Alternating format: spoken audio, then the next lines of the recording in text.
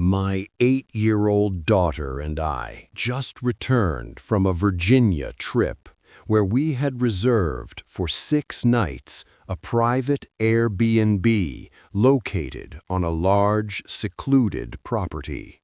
We ended up cutting the stay short and leaving after just 3.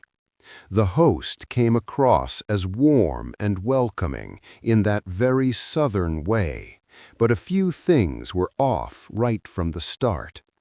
The door lock code was a long 7-digit series that she seemed to recall without any trouble, yet was challenging for me to commit to memory. On our arrival, after a very long day of travel, I accidentally locked us out while unloading the car and needed to walk to her nearby house to ask for the code again. She invited us in briefly, but then made it clear she wanted to speak only to my daughter, insisting I stay quiet while she asked questions. That immediately raised red flags for me. She also casually suggested we keep the curtains drawn for privacy since it's just us girls, even though the property was entirely isolated with no neighboring homes visible. First night in, strange things began to happen. Banging sounds like a hard object hitting the mini-split AC unit in our bedroom repeatedly. Tired from traveling, I attributed it to maybe a large insect trapped. By the second night, though, a strange metallic clinking noise kept emanating from the upstairs ensuite bathroom while we tried to sleep.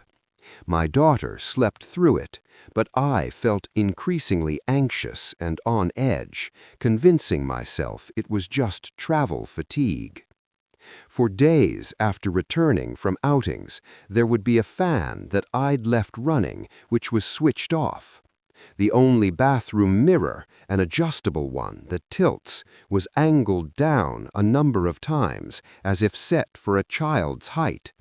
I thought my daughter was playing with it, but on the last day I adjusted it upward, stepped downstairs where she was drawing, and returned finding it tilted down.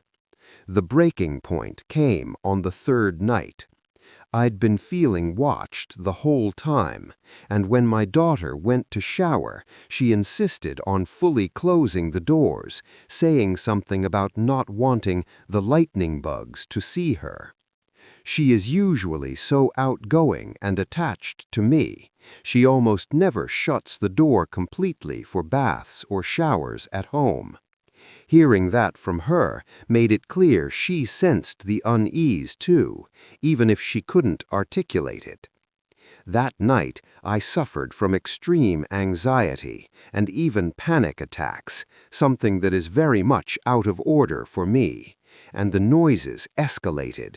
Louder, rapid clinking in the bathroom, sounds like items on the counter being moved or dropped, including what sounded like glass breaking, then the closet door opposite the bed creaking open, catching on to my suitcases that were blocking it.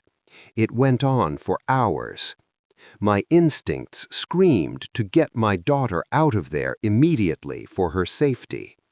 The next morning, small, muddy child's footprints were leading out from the shower onto the clean white towel on the floor, something definitely not there the night before. We hadn't gone anywhere in mud, and any tracks coming from outside would have started at the entryway where we had removed our shoes. We packed up immediately and left for good. A couple of days later, she messaged offering a complimentary extra night. I politely declined that offer. The whole affair really shook me to my foundations. It took days for me to get back to normal, and it's left me very seriously considering ever using Airbnb in the future. Is there anything I should say directly to the host? Is it worth it to leave a review to warn others? Never book an Airbnb without reading every single word in the description. This is a lesson I learned after one of the most terrifying experiences of my life. I was meant to travel to Yosemite National Park soon and decided that I would drive there the night before so that I could get an early start the next day. This meant that I was searching for an accommodation in which I could stay that night. I searched Airbnb looking for something that was reasonably priced yet decent. I came across an advertisement that was just too good to pass up. Excellent photos, ratings of 5 stars, prime location, and an uncharacteristically low price compared with similar hotels in the location. When I arrived on Friday, the house was just like the pictures. The host had left the key under the flower pot next to the front door, and so I let myself into the home. Immediately, I could sense a heavy odor of smoke within the house, but figured it was already removed by another tenant who had a fireplace. The bedroom must be investigated. There were a handful of doors lining the hall, the way to the bathroom, then the bedroom as advertised, and finally the last, unusual-looking door that led to the end of the hall. It differed significantly, being a different color, extremely weathered, and not visible in the pictures for the sale. It took tried effort to verify that each picture carefully avoided the section where the last door resided, but upon trying the handle, it was locked. The bedroom furniture looked like the pictures, but not identical, and there was an almost empty bottle of water on the nightstand. As the sun began to set, the area felt weird, like I wasn't alone. As much as I tried not to think about it, I unpacked and ate a sandwich and sat down in the living room. However, at this point, all that was on my mind was this locked door. Eventually, I returned upstairs and put my ear to this door that was bugging me so much, and this time I could have sworn that there was a humming noise coming from within.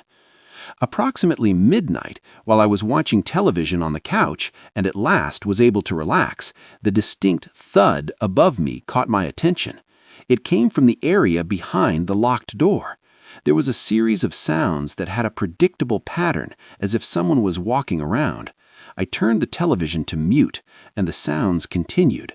The walking from the other side of the room, a methodical approach, and the opening and closing of the drawers as if someone was looking for something. I understood that there was probably a person in there. My stuff was in the upstairs bedroom, and I had to leave quickly because I wanted to leave through the front door and get to the car keys that I had upstairs. I sent a text to my friends to inform them that there was activity coming from upstairs, and I was trying to determine what to do. They immediately told me to leave the place. The footsteps ceased, and this silence was even more painful. I switched off all the lights and hid behind a kitchen counter. I had a butter knife. I noticed the movement of shadows cast on a wall from a street lamp outside. This shadow was definitely that of a person descending stairs. The shadow went to the end of the stairs, stopped for a moment, and proceeded towards the front of the house. I saw my opportunity to make a run for the back door. I began to crawl towards the back door when a board beneath my foot creaked. All action stopped. So did the shadow. I decided to make a run for the back door. Just as I was about to reach it, the lights turned on. There I stood in the middle of the room with the butter knife in my hand, facing a normal-looking guy in pajama pants and a t-shirt. We both looked terrified. "Who are you?" he asked, and I replied, "I demand the same. What are you doing in my Airbnb?" "You're confused," he said. "I booked the room upstairs over the weekend," and he pulled out his phone to display the confirmation page of the booking he had made. It was only going to rent the upstairs room, shared bathroom, and kitchen. It struck me then that I had not taken the time to carefully read the description of the listing. I believed that I had actually rented out the whole place, when in fact what I had done was rent out only one room out of a shared space. The locked door was merely the other guest's room. Both of us realized that it was a massive misunderstanding, and everything was fine in the end. The experience, however, taught me to carefully read every detail presented in an Airbnb listing. My wife was pregnant, Our 4-year-old son was full of energy, and we were so excited for a relaxing family vacation in Spain. We booked this beautiful Airbnb apartment, great reviews, balcony with sea views, perfect location. It was supposed to be our little slice of paradise, but from the moment we arrived, things felt off, and it quickly turned into the most terrifying experience of our lives. We got there in the late afternoon, tired from travel but buzzing with excitement. As we unpacked, I opened a drawer in the bedroom to put away some clothes. That's when I found them. A pair of crumpled, used women's panties just sitting there. It was disgusting. We joked about it nervously, like classic Airbnb weirdness, but it set a bad tone. Then, in the kitchen, we discovered an ant infestation. Hundreds of ants crawling everywhere, counters, sink, even inside cabinets. My pregnant wife grabbed some bug spray from under the sink and started battling them while I kept our son distracted with toys and videos. We cleaned it up ourselves because the host was slow to respond. We figured, okay, gross start, but we'll make the best of it. A few days passed, and we started settling in. The place seemed fine otherwise. No more ants after our cleanup, and we were enjoying the beaches and local food. One evening, after a long day out, I tucked our little boy into the sofa bed in the living room. He fell asleep instantly, exhausted and happy. I sat down next to him with a book, trying to unwind. As I shifted the cushions to get comfortable, my hand brushed against something small and hard, tucked deep into the frame of the sofa bed. I fished it out. It was a small white pill, oval-shaped, with OC40 stamped on it. I didn't think much at first, maybe an old painkiller from a previous guest, but something made me Google it right there on my phone. My stomach dropped when the results loaded. It was OxyContin, 40 milligram extended-release oxycodone, one of the strongest opioids out there, the kind that's fueled addictions and overdoses. But the real horror hit me when I read further. If a child finds one of these and thinks it's candy, which kids do all the time, and chews it or swallows it whole, the effects are devastating. Unconsciousness in 10 to 20 minutes, breathing slows to a stop, then cardiac arrest. It could kill a small child before you even realize what's happening. I stared at the pill in my hand, then at my sleeping son right next to where I'd found it. He could have rolled over in the night, found it, put it in his mouth. I felt sick. Panicking, I rushed to a nearby pharmacy to confirm. Yes, it was real, a controlled substance, dangerously potent. I immediately messaged the host. I found an opioid pill hidden in the sofa bed where my child is sleeping. This is extremely dangerous. What is going on? At first, she seemed apologetic, blaming the cleaners for missing it during turnover. But then the tone shifted. She started denying everything. The place was thoroughly cleaned. It must be yours, accusing us of planting it or bringing it ourselves. I contacted Airbnb's safety team right away, sending photos of the pill, the exact location, everything. They acknowledged it as a serious safety issue. Opioids aren't something to mess with, especially with kids around. They said they'd help relocate us, but days went by with no real action.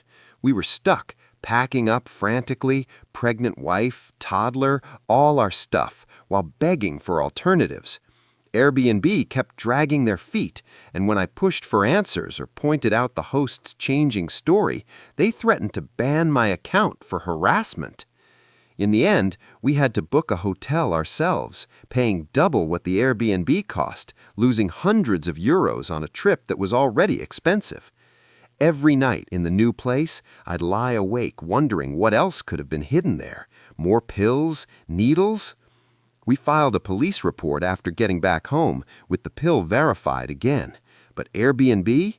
They ultimately sided with the host, refunded only part of it, and closed the case like it was nothing. This wasn't just a bad stay, it was life-threatening negligence. That one pill could have ended our family before it even grew. Now, I check every inch of any rental, under beds, in cushions, behind furniture, drawers, vents, everywhere. And Airbnb, they've lost my trust forever. If you're traveling with kids, think twice. What looks like a cozy home could be hiding something deadly. We were lucky, but we almost weren't.